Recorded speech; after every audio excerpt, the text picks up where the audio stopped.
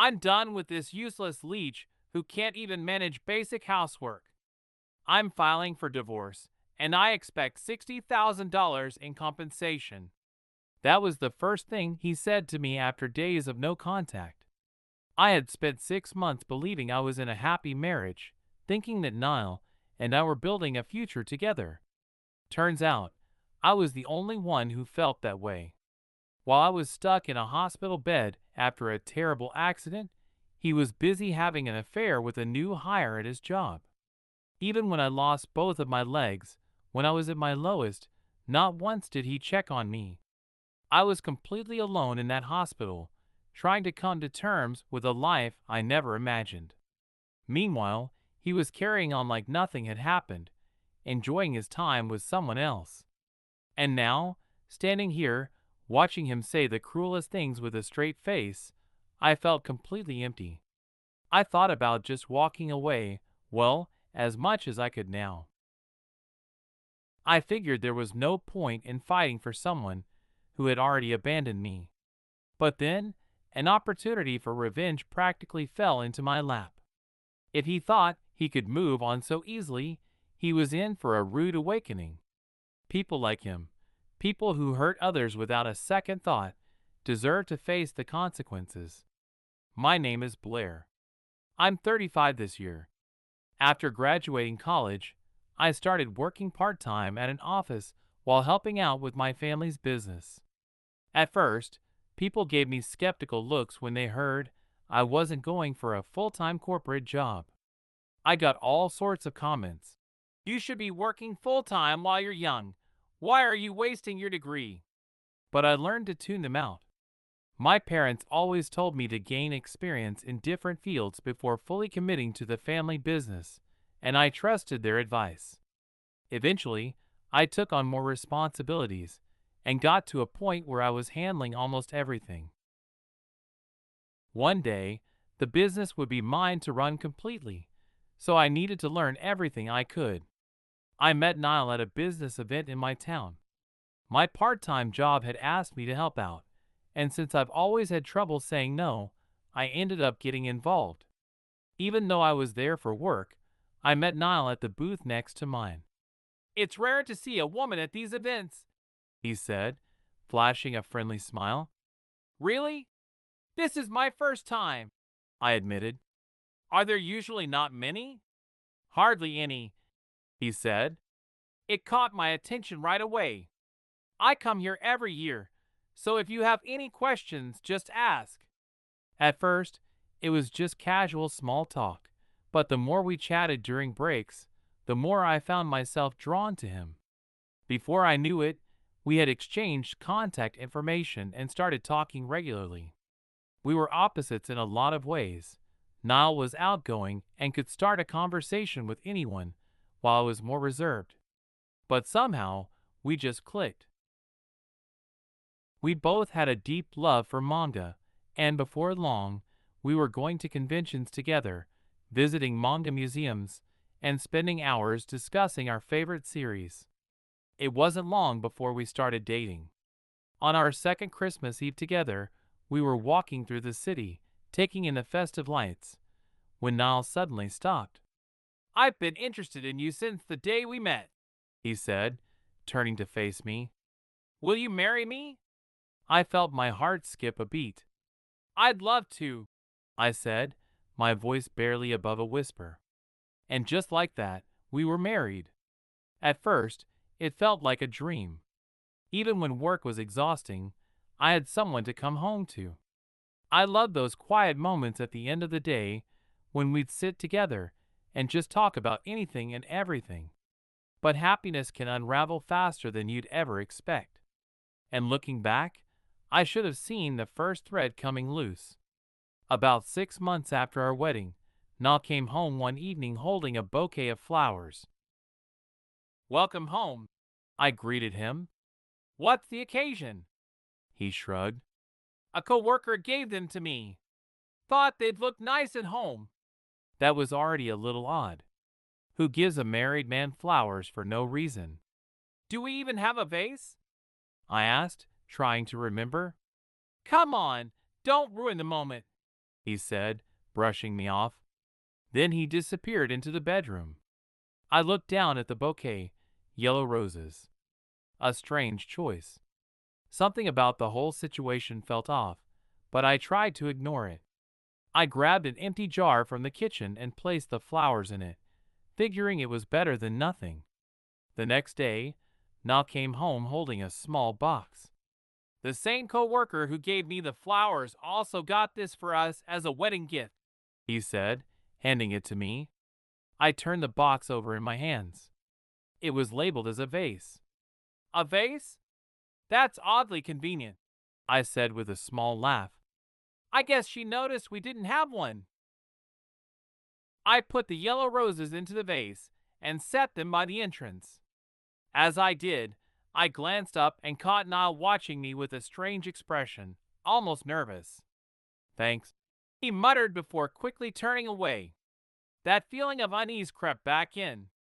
Why would a new employee be giving my husband a wedding gift when we'd been married for 6 months already?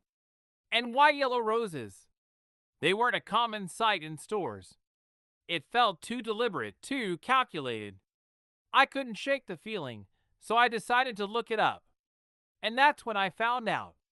Yellow roses symbolize, please break up. I sat there staring at my phone, my stomach twisting into knots. No, I was reading too much into this. People don't care about flower meanings these days, right? It had to be a coincidence. Trying to push my doubts aside, I told myself it would be rude not to use the vase. I pulled it out of the box and removed the packaging. It looked perfectly fine until I went to pick it up. A sharp sting shot through my finger. I yanked my hand back and saw a thin crack running along the side of the vase. It didn't make sense. It had been carefully wrapped, so how did it break? Something wasn't right. I turned to Niall. Hey, did you drop the vase at any point before bringing it home? His head snapped up. Of course not, he said quickly. Why would I handle a gift so carelessly? His words seemed genuine, and when he handed it to me earlier, he had been careful with it, almost too careful. Really? I pressed. Because it looks cracked. He frowned. Oh, right. I need to water the flowers, he said, suddenly changing the subject. Don't dodge the question. Who exactly gave you this gift? He sighed and rubbed the back of his head. She's a new employee in administration. Why does it matter? I hesitated. I just think it's none of your business, he snapped, his tone suddenly sharp. Are you going to start interfering with every little thing now? From that day on, his attitude toward me completely changed. Every conversation was laced with sarcasm, every interaction filled with irritation. No matter what I did, he always found a way to criticize me. It was exhausting. One night, after having a few drinks at home, he was in an unusually good mood. I decided to take my chance. Hey, I said cautiously, I'd like to send a return gift for the flowers and vase. Do you have any ideas? His face twisted with anger. No, he snapped. Don't do anything unnecessary. It's my gift, so I'll handle it. His reaction was too much. Too defensive. The flower meaning, the cracked vase, his sudden hostility. I had ignored the signs for too long. I decided to hire a private investigator. And what they uncovered changed everything. I had no energy left to argue. With a heavy heart, I took the divorce papers Niall shoved at me and signed them. You handle submitting them, he muttered. I don't have time for this. So I did. And just like that, I was single again. I didn't allow myself time to grieve over it. I packed my things, ready to leave the house we once shared. Strangely, I took my time, dragging out every little task. Maybe deep down, I was hoping he'd change his mind, that he'd show some kind of regret. But that never happened. Instead, Niall clicked his tongue in irritation, glaring at me like I was some unwanted guest overstaying my welcome. "Just get out already. You don't belong here anymore," he snapped, grabbing my bag and tossing it onto the doorstep. I stood there for a moment, looking at him, this man I once loved, the man I thought I'd build a life with. I never imagined our marriage would end so soon, but there was no point in wishing things were different. Maybe this was for the best. I realized then that I had never really seen Niall for who he truly was. All those looks I thought were filled with love. He was probably thinking of his mistress the entire time. I was angry at myself for being so blind, but dwelling on it wouldn't change anything. Instead of wasting time being bitter, I made a decision. I was going to make him regret ever throwing me away. Losing both my legs didn't mean losing my will to fight. I refused to let this be the end of me. I had to move forward, and the best way to do that was by focusing on work. Most people assumed I was just a simple office worker, but in reality, I was managing a real estate company I inherited from my parents. My rental properties brought in around $9 million annually. It had taken years to build it up to that level, and in the beginning, I knew absolutely nothing about real estate. But I learned. I worked hard.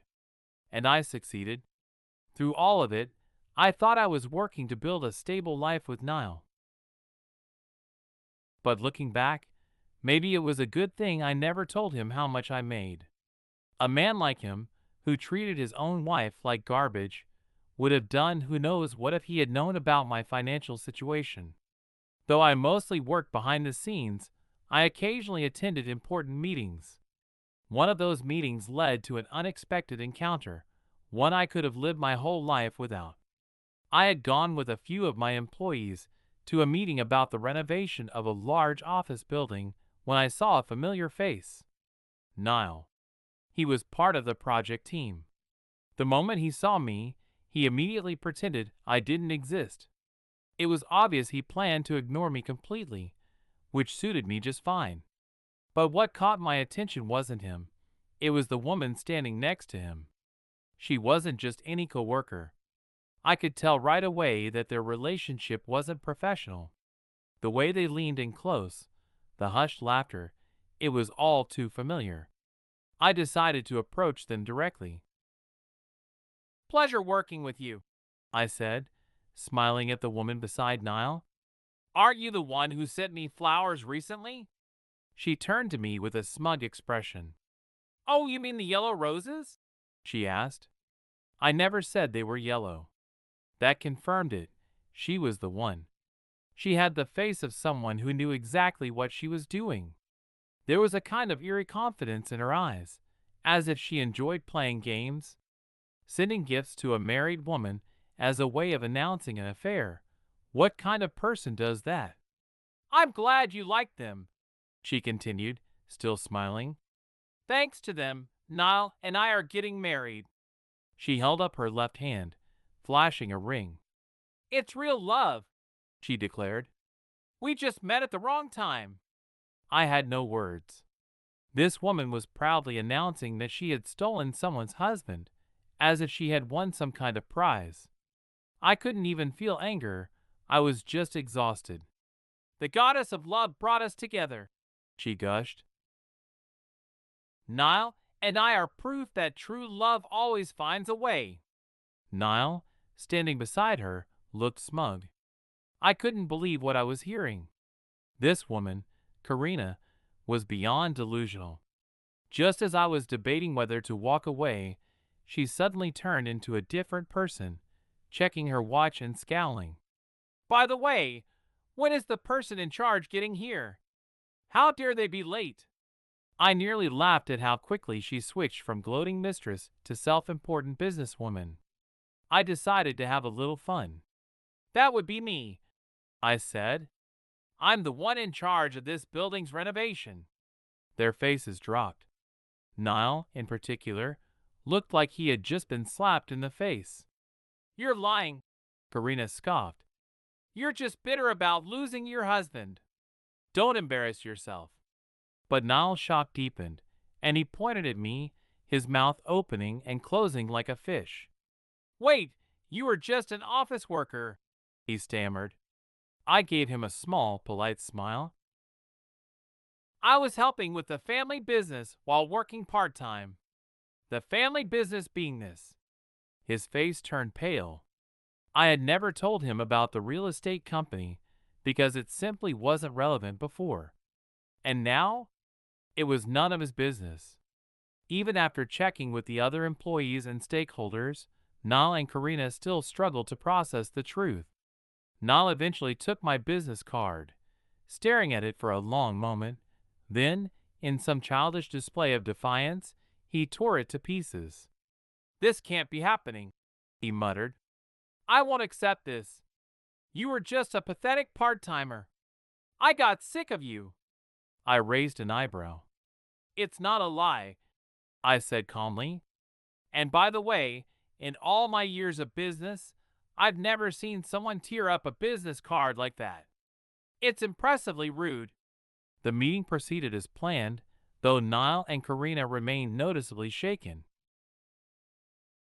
I could only imagine how it felt to realize the ex-wife they had mocked and thrown away was actually in control of the very project they were working on. Throughout the meeting, Niall kept glancing at me, trying to catch my eye. His behavior was distracting. What was his deal? He was the one who filed for divorce. He was the one who left. So why was he acting like he had regrets? After the meeting, there was talk of a small social gathering to build camaraderie. As others worked out the arrangements, Niall slipped something into my hand. It was a small, folded piece of paper with a piece of candy. I unwrapped the note. Shall we slip away together? Disgusted, I looked up, only to see Niall grinning at me, making a ridiculous finger gun gesture. I nearly gagged. That was enough for me. I quietly informed my team I wouldn't be joining the gathering and slipped away before Niall could do anything else. 5 days later, I checked my phone and was met with an absurd sight: over 30 missed calls from Niall. He had also left me 33 messages. What kind of grown man had this much free time? To stop the calls from coming, I decided to call him back. What is it? I said, keeping my tone neutral. I'm busy, so let's make this quick. Blair, he breathed. Let's start over. I nearly dropped my phone. Have you lost your mind? I asked. I'm serious, he insisted. You're the only one for me. You made me realize how irreplaceable you are. I couldn't believe what I was hearing. You dumped me, ignored me when I was injured, and married Karina, I reminded him. And now you suddenly want to start over? It was a mistake, he admitted. I got caught up with Karina, but it's not too late. You must be struggling, right? You need me. I had to end this. I hung up and blocked his number. Then, I went straight to the city office and filed a marriage rejection notice, making sure Niall could never legally remarry me without my consent. 2 days later, I got one last call from Niall. They won't accept the paperwork, he whined. I smiled. Of course not, I said. You should have asked permission before trying to marry someone again. And then, for the final time, I hung up on him.